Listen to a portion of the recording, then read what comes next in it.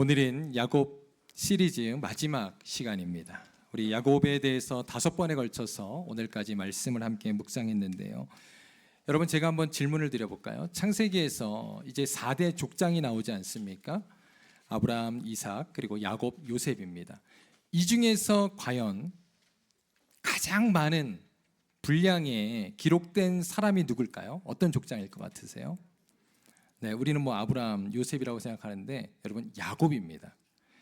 야곱은요, 창세기 25장에 등장했어요. 그리고 요셉의 스토리 가운데도 계속 등장해요. 그리고 49장에 보면 그가 이제 죽게 되었다라고 성경은 말씀하고 있습니다. 야곱은요, 일부 학자들에 따르면 실질적인 창세기의 주인공입니다. 더 놀라운 사실은요, 하나님께서 아브라함이나 요셉이 아니라 야곱에게 이스라엘이라고 하는 이름을 주셨다는 거예요. 여러분, 이거 놀랍지 않습니까? 우리 생각에는 더 믿음이 좋은 아브라함이나 요셉에게 이스라엘이라고 하는 이름을 바꿔주시는 게 맞을 것 같은데, 좀 부족한 그런 야곱에게 이스라엘이라고 하는 이름을 새겨주셨다는 거예요. 여러분, 이상하지 않습니까? 야곱은 사실 믿음의 위인이라고 보기에는 좀 어려워요. 우리가 아는 것처럼 그는 속이기도 잘하고 또 두려움도 많았고 또 믿음도 부족했고, 그래서 자주 또 주님의 말씀에 불순종하지 않았습니까? 왜 하나님께서 그에게 이스라엘이라고 하는 이름을 주셨을까? 왜 그를 이스라엘의 조상으로 세우셨을까? 참 그런 생각을 해보게 됩니다. 그런데요, 그것은요, 아마도 바로 우리 때문이 아닌가라는 생각을 해보게 돼요. 여러분, 한번 이렇게 생각해 보세요. 만약 하나님께서 아브라함을 그리고 요셉을 이스라엘이라고 하는 이름으로 주셨다. 그리고 너희도, 사실 이스라엘이 신약의 교회 아닙니까? 우리가 이스라엘 같은 믿음을 가지고 살라 그러면 주님, 안 됩니다. 내가 어떻게 아브라함 같은 믿음을 가집니까? 요셉과 같은 믿음을 가집니까? 라고 아마 반색할 거예요. 그런데 여러분, 야곱은 어떻습니까? 왠지 우리가 좀 그죠? 할만하잖아요. 야곱은 좀 우리가 닮을 수 있을까? 아니, 내가 조금 야곱보다는 나은 것 같아요. 그래서인 것 같아요. 하나님께서는 우리를 사랑하십니다. 우리의 평범함을 아십니다. 그렇기 때문에 야곱을 사랑하사 그에게 이스라엘이라고 하는 이름을 주신 것처럼, 주님은 야곱과 같은 우리를 택하셔서 지금도 부족하지만 우리를 만들어 가시고 당신의 열심으로 우리 가운데 일하고 계심을 여러분 믿으시기를 바랍니다.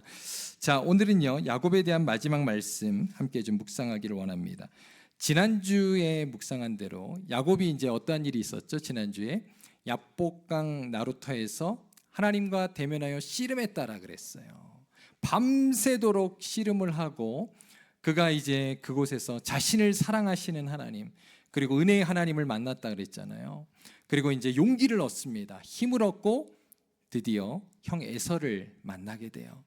그런데 형 에서를 만나기 전에는 엄청나게 두려워했는데 아무런 해를 입지 않습니다. 하나님의 은혜로 형을 잘 만나요. 그리고 무사하게 통과를 하게 됩니다. 얼마나 정말 심령 감수하는 그런 일들이 있었습니까? 그리고 나서 이제 야곱과 가족들이 정착한 곳이 세겜이라는 곳이었어요. 세겜이라는 장소입니다. 오늘 말씀 한번 우리 창세기 33장 18절 한번 보겠습니다. 야곱이 밧담 아람에서부터 평안히 가나안 땅 세겜 성읍에 이르러 그랬죠. 그 성읍 앞에 장막을 치고, 여러분, 세겜에 도착해서 야곱은 하나님께 제단을 쌓았다. 예배를 드렸다는 겁니다. 야곱은요, 가는 곳마다 하나님을 그래도 예배하는 사람이었어요. 그런데 사실은요, 하나님께서 가라고 하신 곳이 이곳이 아닙니다. 하나님이 이들에게 가라고 하신 곳이 어디일까요? 우리가, 여러분, 야곱의 서약 기억나세요? 야곱이 처음에 이제 가나안을 떠나서 그 형 에서의 살인 위협을 피해서 도망쳐 나올 때 처음에 갔던 그 베델 기억하시잖아요. 거기서 뭐라고 기도했습니까? 하나님, 만약 나를 다시금 외삼촌의 집에서 무사히 안전하게 고향으로 인도해 주신다면 내가 하나님 앞에 다시 이곳에 돌아와서 제단을 쌓겠습니다. 그리고 가진 것 중에 10분의 1을 하나님께 바치겠습니다라고 서원했잖아요. 하나님께서는요, 그것을 기억하셨어요. 그리고 이렇게 말씀하십니다. 우리 창세기 31장 13절 말씀 중요한데요. 우리 한번 다 같이 읽겠습니다. 시작.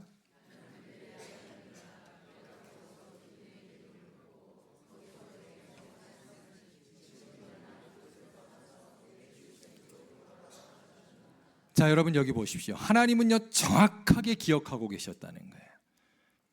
이건 지금 20년이 이미 지난 상태입니다. 야곱이 장인집을 떠나기 직전에 하나님이 이렇게 리마인드까지 해주셨어요. 내가 갈 곳은 베델이다 라고 이야기하신 겁니다. 그런데 이들이 어디에 머물렀다고요? 세겜에 장막을 치게 되었다는 겁니다.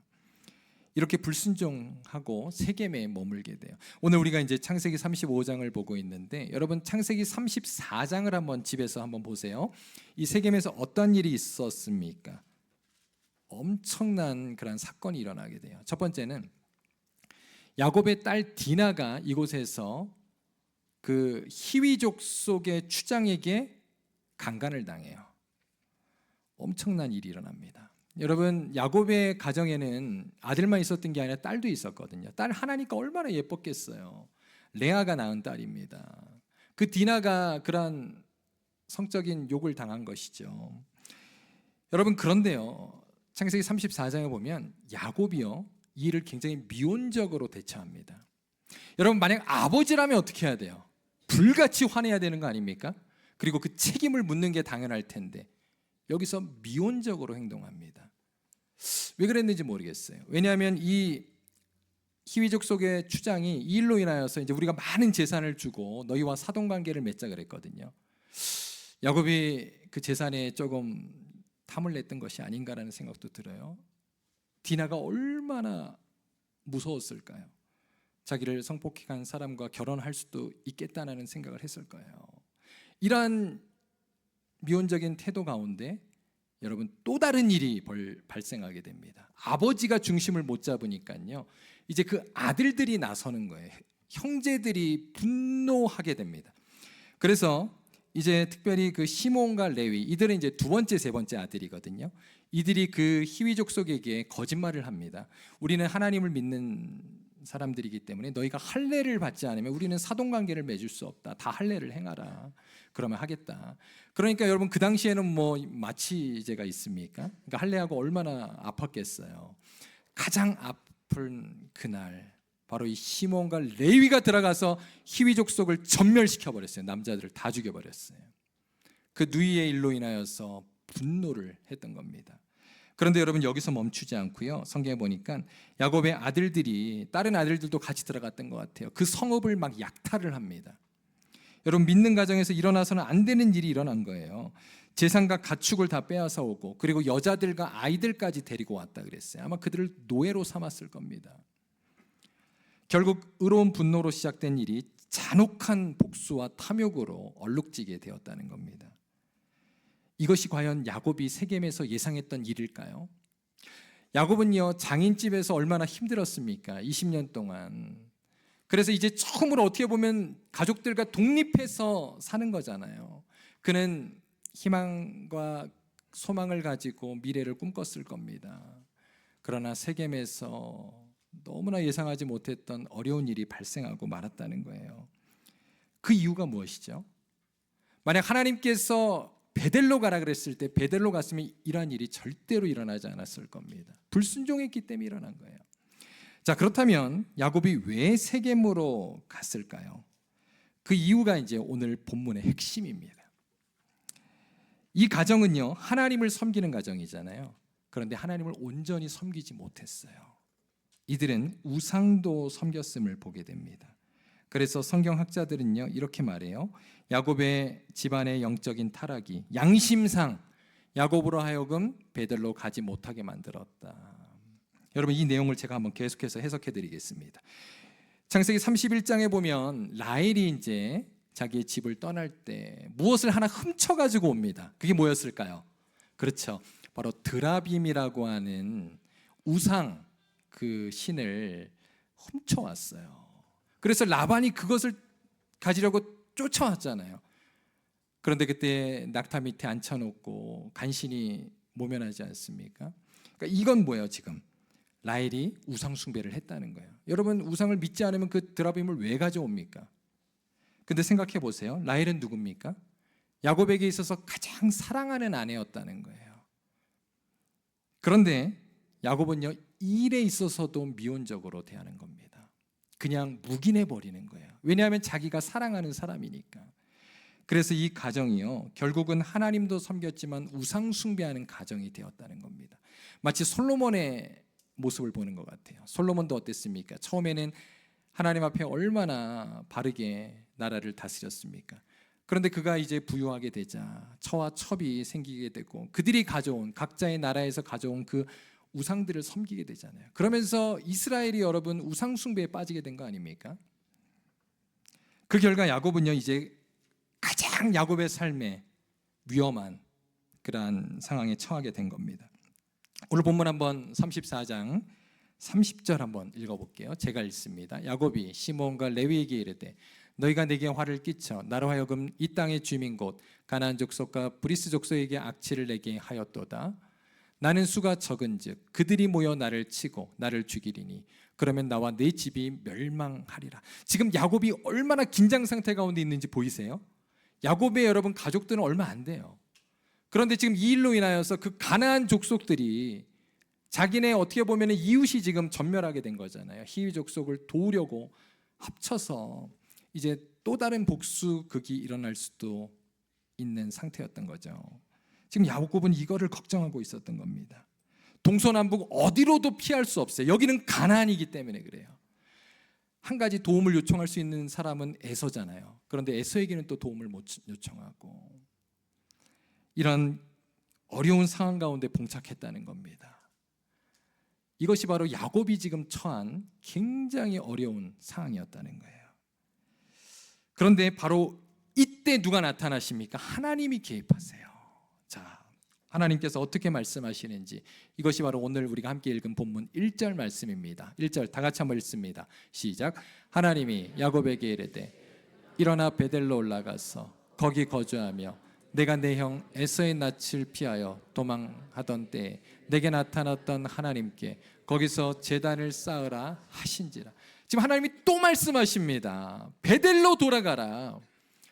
지금 세겜에서 어려움을 당하고 있는 상태에서 하나님이 주시는 응답이었어요. 하나님께서는 야곱으로 하여금 세겜에서 베델로 지금 당장 가라는 거예요. 여러분, 그런데요, 이스라엘 지도를 보면 사실 베델은요 세겜보다 남쪽에 있습니다. 그러니까 엄밀히 말하면 베델로 내려가라가 맞아요. 근데 다시 한번 보여주세요. 베델로 올라가라 그랬어요. 여러분, 이게 무슨 뜻일까요? 이건 어떤 장소의 개념을 얘기하는 게 아닙니다. 지금 하나님은 하나님께로 나아오라라고 말씀하고 계신 것입니다. 높으신 하나님, 그분께로 올라오라는 거예요. 이제 야곱이 어떻게 반응합니까? 더 이상 불순종하지 않죠. 더 이상 핑계대지 않습니다. 그리고 이제 야곱이요 확실한 결단을 내려요. 그래서 야곱이 한 일이 무엇입니까? 가정에 우상을 척결한 거예요. 이것 때문에 못 갔다 그랬잖아요. 자, 2절 말씀 보겠습니다. 야곱이 이에 자기 지방과 자기와 함께한 모든 자에게 이르되 너희 중에 있는 이방 신상들을 버리고 자신을 정결하게 하고 너희들의 의복을 바꾸어 입으라. 야곱은요 지금까지 이 일에 있어서 우유부단했어요. 자신의 사랑하는 가족들에게 묵인했습니다. 가족들을 더 사랑했어요, 하나님보다. 그러한 야곱이 이제는 결단하게 된 겁니다. 더 이상 우유부단했다가는 우리 가족이 큰일 나겠구나. 하나님 앞에 정신이 번쩍 들었던 겁니다. 그리고 이제 결단을 하게 된 거죠. 그래서요 야곱이요 사랑하는 가족들이 가지고 있던 모든 신상 다 가져오라 그랬어요. 그래서 보면 모든 신상들과 귀고리들을 다 가져다가 베델이 아니라 세겜의 근처 상수리 나무 아래 묻어버렸다라고 말합니다. 이 상수리 나무는요 예전에 아브라함 기사에 나왔던 나무입니다. 그런데 거기에 이제 묻어버리는 거예요. 파서 다 묻어버리는 겁니다. 여기에는 분명히 라헬의 드라빔도 묻혔을 겁니다. 그리고 야곱은요 자기를 먼저 정결하게 했다라고 말하고 있습니다. 가족들에게 시키기 전에 자기를 먼저 정결하게 하는 그러한 야곱의 모습을 보게 돼요. 그리고 나서 가족들에게 뭐라 그러죠? 의복을 바꾸어 입으라. 이건 무슨 뜻입니까? 뭐 새 옷을 입으라는 뜻이 아니고 이것도 영적인 의미가 담겨 있는 것이죠. 그것은 바로 이제는 너희의 죄를 회개하고 정결함으로 살아가라는 거예요. 그러한 명령을 내리고 있는 가장의 모습을 보게 됩니다. 여러분, 이제야 야곱이 중심을 제대로 잡는 거예요. 그러자 어떤 일이 벌어지는지를 한번 보세요. 지금 야곱이 사실은 세겜에서 베델로 떠날 때 두려워했잖아요. 다른 가나안 민족들이 연합해서 자기들을 공격할까 봐. 그런데 어떤 일이 벌어지는지 보십시오. 기적이 일어납니다. 5절 다 같이 읽습니다. 시작. 그들이 떠났으나 하나님이 그 사면 고을들로 크게 두려워하게 하셨으므로 야곱의 아들들을 추격하는 자가 없었더라. 할렐루야. 여러분, 이게 말이 됩니까? 인간적으로 말이 안 되는 거죠. 지금 야곱의 가족들은 얼마 안 되잖아요. 몇십 명이에요. 이것을 야곱이 걱정했었잖아요. 그런데 그 많은 가나안 족속들이 야곱의 가족들을 어떻게 했다고요? 두려워하는 정도가 아니라 크게 두려워하였더라. 이것은 하나님이 지켜주신 결과인 줄로 믿습니다. 바로 이러한 일이 일어나게 되었다는 거예요. 이처럼 우리의 삶도 같습니다. 먼저 영적인 질서가 잡히게 되면 하나님께서 우리의 삶도 질서 있게 일하시는 줄로 믿습니다. 드디어 야곱은요, 베델에 도착해요. 그리고 제단을 쌓습니다. 그리고 그곳의 이름을 엘베델이라고 부르게 돼요. 7절에 보면 엘베델. 여러분, 엘이라는 것은 하나님이라는 단어고요. 베델이죠. 하나님의 집. 그런데 야곱은요, 이곳에서 이제 하나님을 예배하게 되었던 겁니다. 야곱이 얼마나 감격스러웠을까요? 20년 전에 바로 이곳에서 하나님을 처음 만났는데 다시 만나고 여기까지 인도하신 하나님, 에베네셀의 하나님을 만났을 때 야곱은 아마 울며 감격하고 주님을 예배했을 것입니다. 그리고 이제 처음과는 달리 하나님께서 야곱에게요, 직접 계시를 하십니다. 자, 9절 한번 볼까요? 9절 보면 야곱이 밧담 아람에서, 자, 하란에서부터 돌아오매 하나님이 다시 야곱에게 나타나서, 이곳이 이제 베델이죠. 그에게 복을 주시고, 자, 여기에 보면 뭐라 그랬어요? 하나님이 나타나사. 여러분, 처음에 베델에서는 하나님이 야곱에게 어떻게 계시하셨습니까? 꿈으로 나타나셨잖아요. 그런데 이제는 직접 나타나사 그에게 말씀하셨던 겁니다. 어떠한 말씀을 하셨을까요? 첫 번째는 그의 이름이 이스라엘로 변화된 것에 대해서 다시금 확증해 주셨어요. 내가 이스라엘이다. 여러분, 이것은 무슨 뜻입니까? 이제는 내가 과거의 야곱이 아니라 이제는 새로운 피조물이다. 내가 이제는 하나님의 은혜로 거듭난 자다. 하나님의 사랑을 받는 자다라고 하는 그러한 정체성을 주신 줄로 믿습니다. 여러분, 저와 여러분도 똑같습니다. 우리는 과거의 사람이 아닙니다. 이제 예수 그리스도 안에서 새로운 정체성을 가진 자임을 여러분 믿으십니까? 그럼 우리도요, 새 의복을 입고 주님 앞에 구별됨으로 살아가는 자들이 되어야 한다는 거예요. 자, 그 다음 두 번째로 어떤 말씀을 또 주셨습니까? 오늘 보면 11절 12절에 보면 아브라함과 그리고 이삭에게 주셨던 언약을 재확인시켜 주셨어요. 놀라운 말씀이 기록되어 있습니다. 보면은 수많은 자손들을 주겠다. 그리고 왕들이 출현하겠다. 여러분 아시잖아요. 이제 유다 지파를 통해서 이 가정이 왕들이 출현하지 않습니까? 다윗도 이 가정에서 나오고 예수님이 이 가정에서 오시잖아요. 이 큰 축복을 약속하십니다. 그리고 가나안 땅에 대한 약속도 다시 한번 재확인해 주셨어요. 야곱은요, 이에 어떻게 하죠? 감사하면서 돌기둥을 세우고 전제물을 붓고 기름을 붓고 하나님께 예배를 드렸다라고 말씀하고 있습니다. 이것이 이제 오늘 말씀이에요. 그런데요, 여러분, 오늘 말씀에 보면은 이제 부록처럼 한 가지 또 사건이 끼어져 있습니다. 그것은 8절에 보면 한 사람의 죽음의 사건이 기록돼요. 왜 이러한 이야기를 여기에 지금 첨가했을까?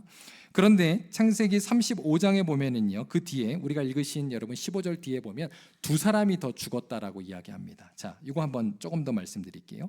8절을 먼저 봅니다. 한번 제가 읽겠습니다. 리브가의 유모 드보라가 죽음에 그를 베델 아래에 있는 상수리 나무 밑에 장사하고 그 나무 이름을 알론바굿이라 불렀더라. 자, 이 드보라는 누구죠? 바로 리브가의 유모예요. 식모입니다. 그런데 지금 이 사람의 죽음의 이야기를 왜 성경이 기록하죠? 리브가도 아니고. 자, 궁금하지 않습니까? 우리가요, 창세기 27장 45절에 보면 그 단서가 좀 풀려요. 한번 읽겠습니다. 내 형의 분노가, 자, 에서 말하는 거예요. 지금 야곱을 보낼 때 풀려. 내가 자기에게 행한 것을 잊어버리거든. 내가 곧 사람을 보내요. 자, 리브가가 누군가를 보내네요.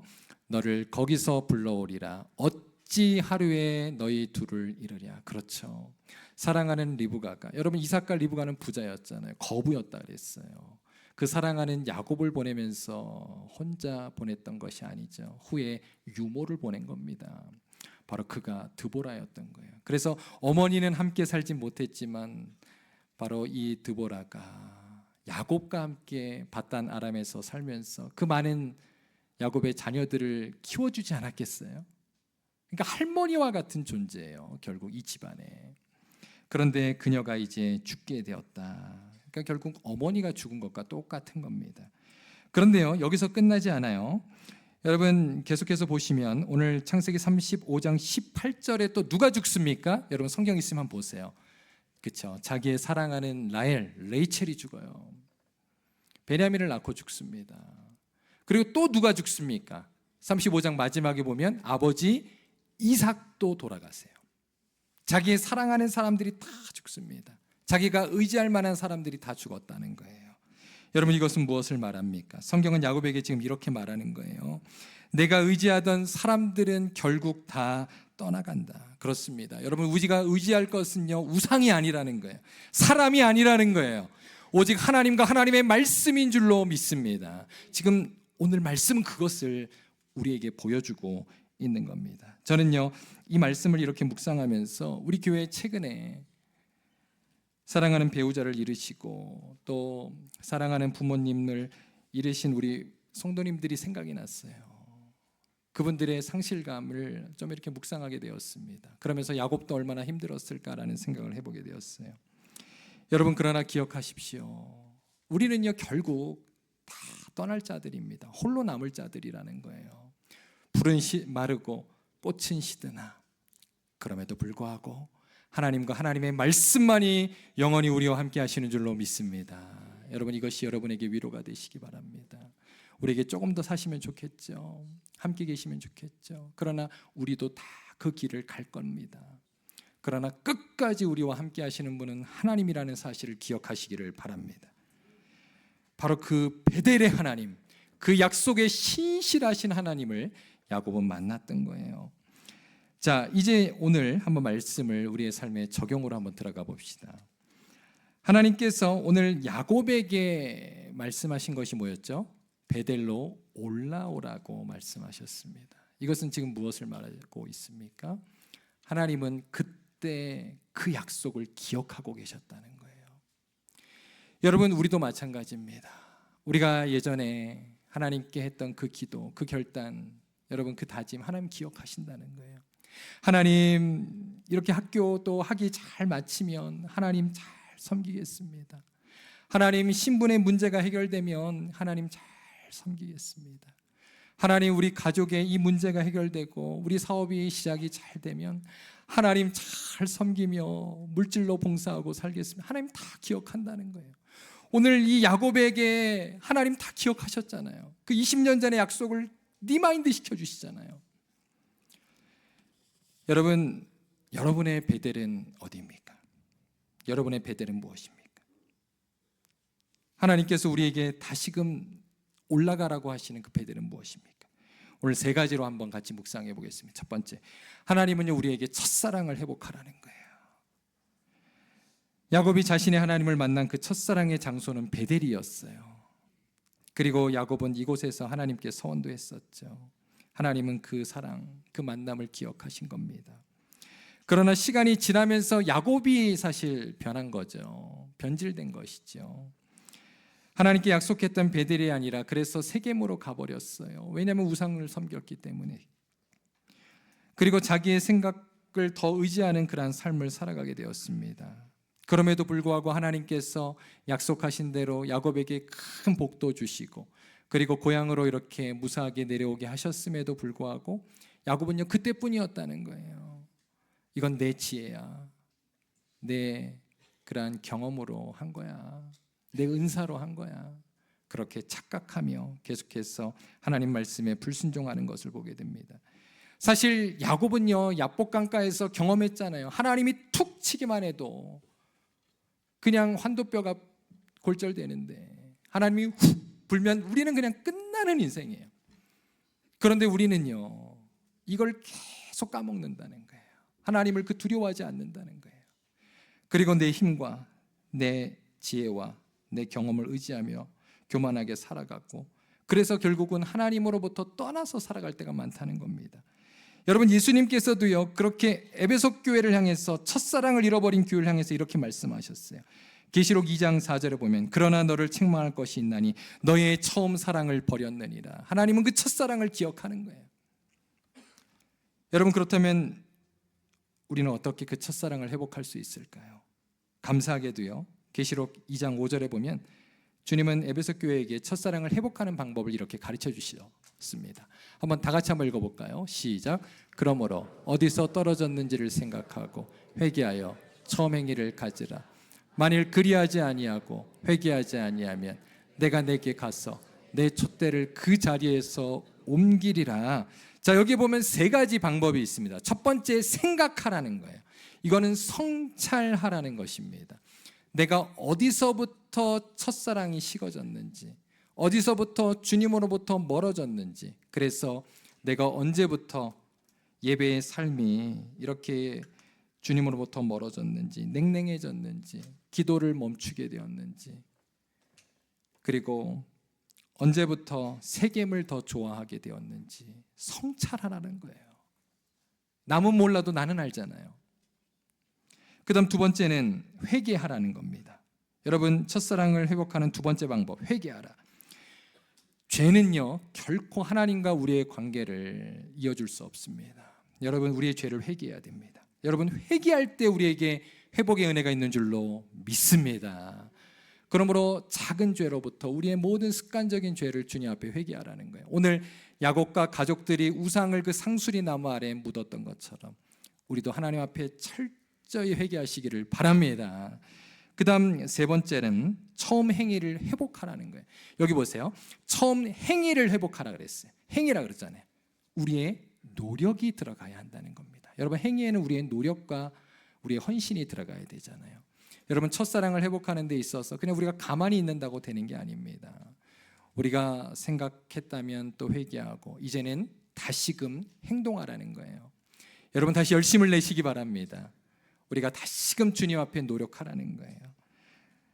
우리가 다시금 멀어졌던 말씀의 자리로 돌아가고, 기도의 자리로 돌아가고, 그리고 우리가 예배의 자리를 회복하시기를 바랍니다. 바로 그것이 우리 안에 첫사랑이 회복되는 방법입니다. 그 다음 두 번째는 계속해서 이어지는데요, 예배를 회복하라는 겁니다. 오늘 보면 1절에 보면 하나님께서 야곱에게 제단을 쌓으라 그랬어요. 여러분, 하나님의 명령입니다. 명령법으로 쓰였죠. 제단을 쌓으라.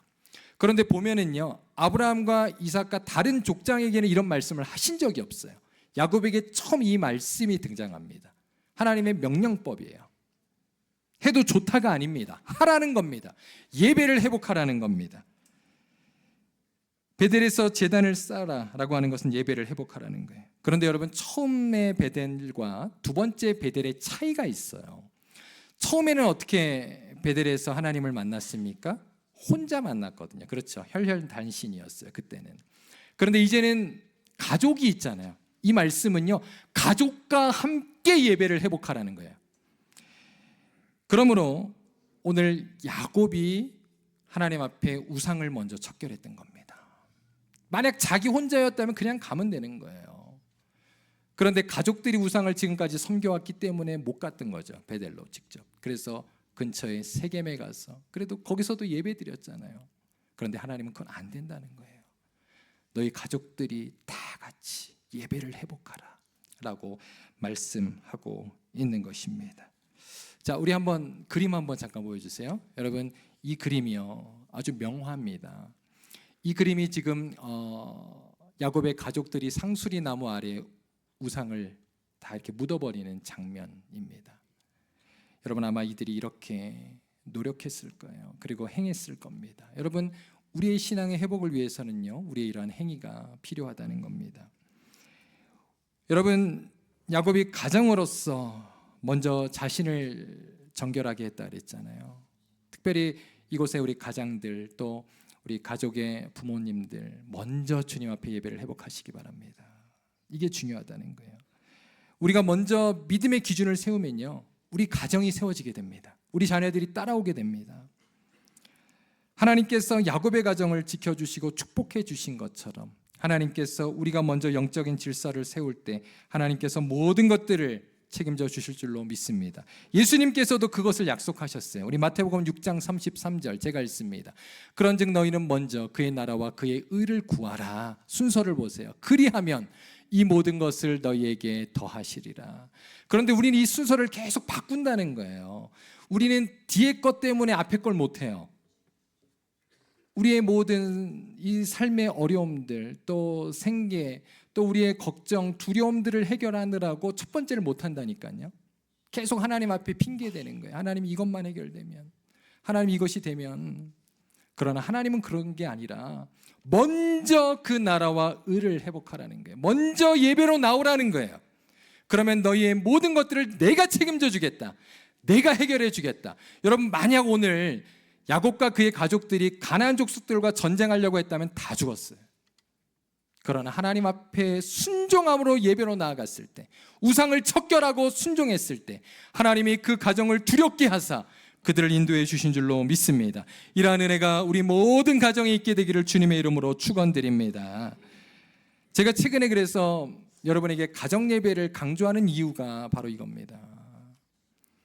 여러분, 우리 부모들부터 먼저 하나님의 앞에 예배를 회복해야 돼요. 우리 가정이 기도가 회복되어야 합니다.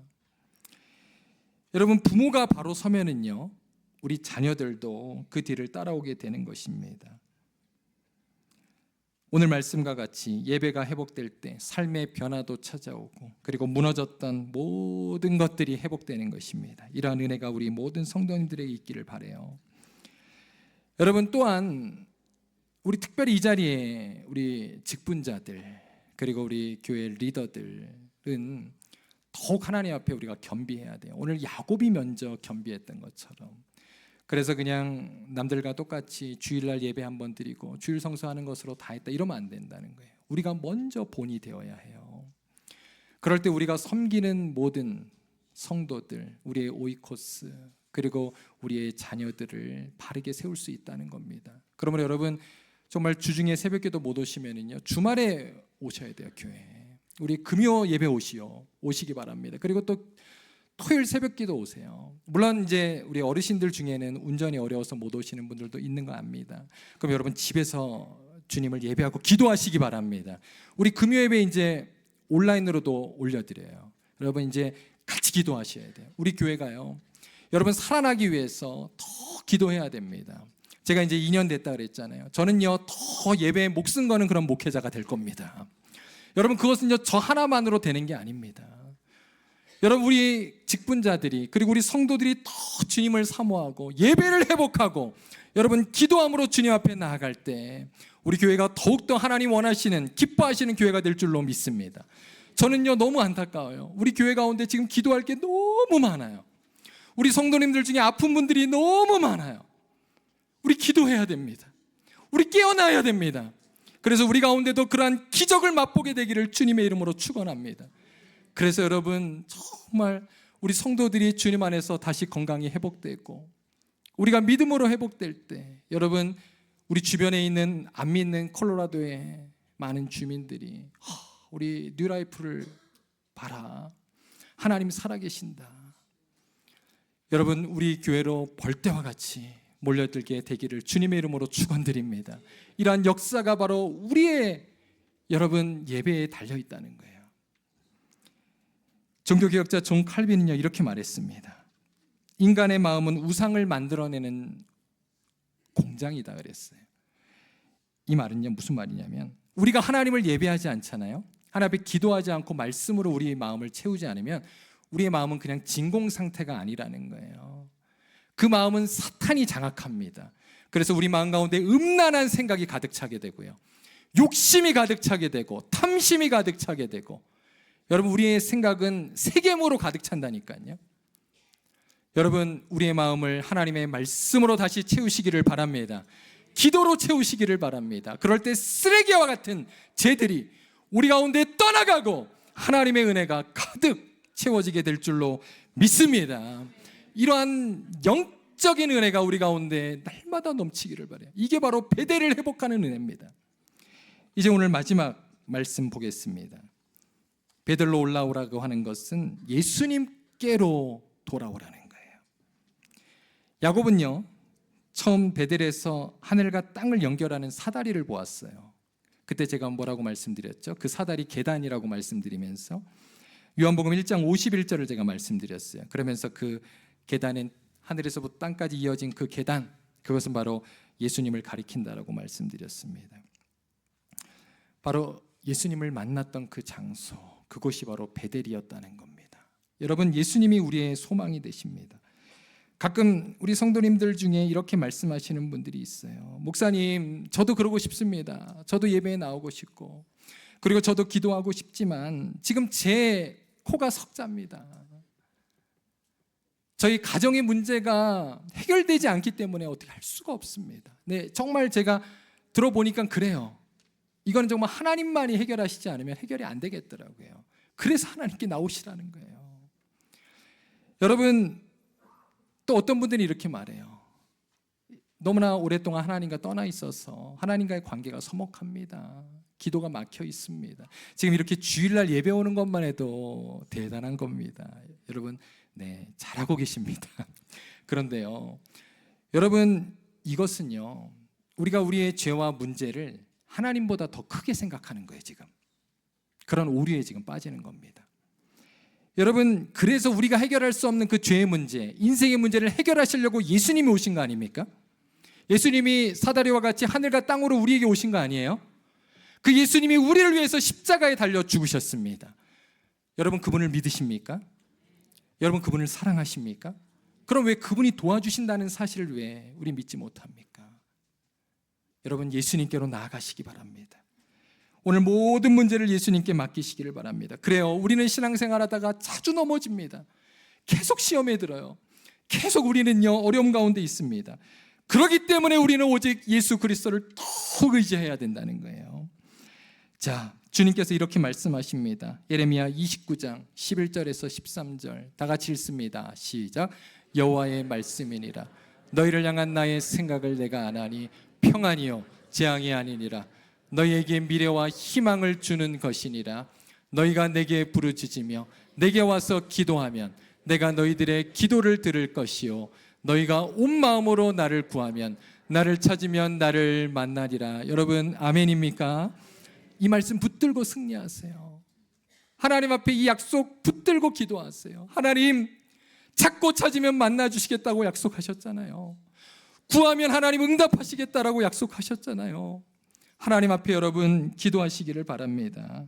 그럴 때 오늘 말씀과 같이 우리의 삶이 재앙에서 평안으로, 그리고 좌절에서 소망으로, 희망으로 변화될 줄로 믿습니다.